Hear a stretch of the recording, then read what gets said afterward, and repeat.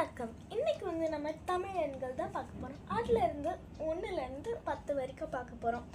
கா கானா 1, ஊ ஊனா 2, ஞா ஞானா 3, சு சு என்றால் 4, ரு ரு என்றால் 5, சா சானா 6, ஏ ஏனா 7, ஆ அப்படின்னா 8, கூ 9,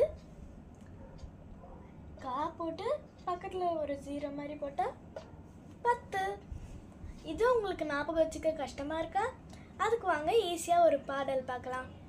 கருப்பு உளுந்து ஞங்க சமைச்சு ருசிச்சு சாப்பிடு என்று அம்மா கூறினார். சொல்லுங்க பார்ப்போம். கருப்பு உளுந்து ஞங்க சமைச்சு ருசிச்சு சாப்பிடு என்று அம்மா கூறினார்.